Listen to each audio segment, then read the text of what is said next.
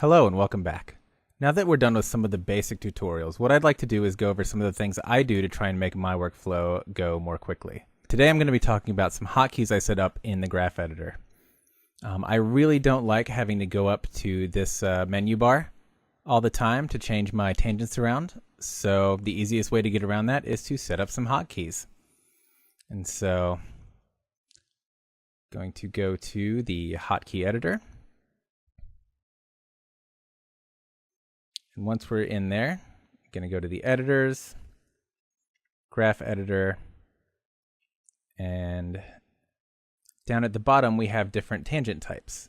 So what I do is tangent spline is Alt 1, tangents linear is Alt 2, tangents flat is Alt 3, and tangents auto is Alt 4. Going to save and close. And now if I make something and want to animate it. This is, again, a fresh install of Maya. Kind of just setting everything up from scratch here so you can see how I do it. So again, I like to turn on my auto keyframe. Going to set a key. Going to move this. Set some other keys.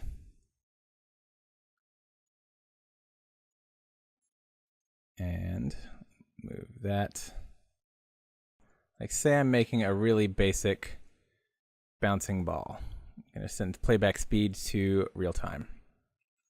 So you can see it's got that thing where the tangents are all flat and it doesn't do a good bouncing ball. The default for tangents is auto, which I like, but sometimes I want something different. So here, instead of having to go up here, one other thing that is different in 2017 is that you have to turn on this curve select if you want to just select a curve by grabbing it, which I do. Before that was the default. So now I can grab this curve, I hit Alt 2, I make it spline. I grab this one, I hit Alt 2, I make it spline. Same there. You can say I hadn't done that. We'll make all of these. If you select multiple, it will make them all whatever you use with your hotkey. If you select just one side, it will do just that side, which is really handy. So, to get our basic bouncing ball, we get something that looks kind of like this. And it was way faster to manipulate all those keys than it was to go up here and change the type for every single one. Now there's one more thing that I really like to do, and this one is going to require a script. So I'm going to go to the website of Aaron Caressel. He's got a bunch of workflow scripts here, which are really good. So thank you, Aaron. Hopefully I'm saying your name right if you ever hear this. This one that I'm going to use is called ACK toggle tangent type. So I'm going to download that. There it is. If I show it in the folder, I can then copy it over to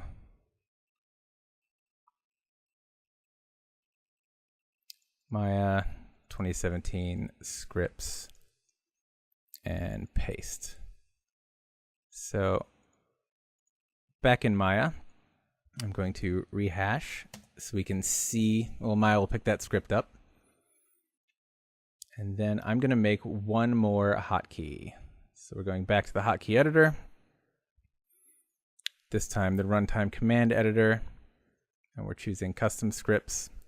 So we're going to do a new one called toggle tangent type. You can name this whatever you want. I like to try and keep everything kind of neat and well labeled. Toggles.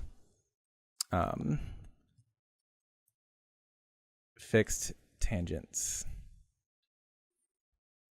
And then looking in his script here, we can see that the command is ACK toggle tangent type.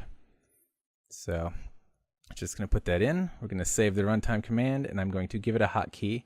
In this case, it is Alt tilde. That's what I use. You can use whatever. It doesn't show up as tilde. It's the one just to the left of the one. It's that little backwards tick mark. So let's save that. And if I've done this right, if I hit Alt tilde, it then frees my tangents.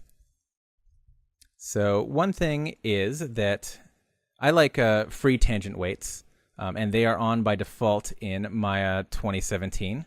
Not everyone does, it's a personal preference. But at work I use 2016, so I'm going to pull that up. And here,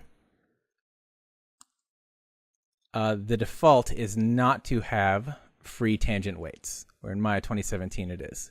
So using that same script, the toggle tangent type, if you press it once, it breaks your connection and it frees your tangent weights. If you press it again, it puts them back together. So I use this to break the tangent weights, but also I use it to free the tangent types. I just give it a double tap and then they're ready to go. If you used non-weighted tangents, it will just break them and put them back together like normal.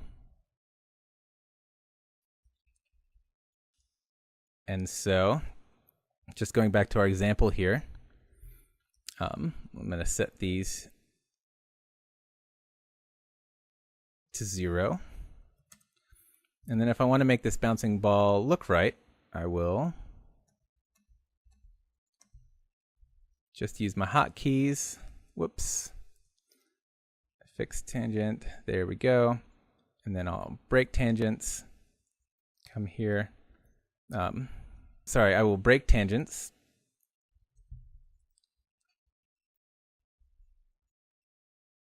And, on the ends you don't have to, but you can. And now I have something that looks a lot more like a bouncing ball. And at no point did I have to go up to this menu at all. And it just makes the workflow a lot faster. All right, hope that's useful. I'll have something new soon. Bye.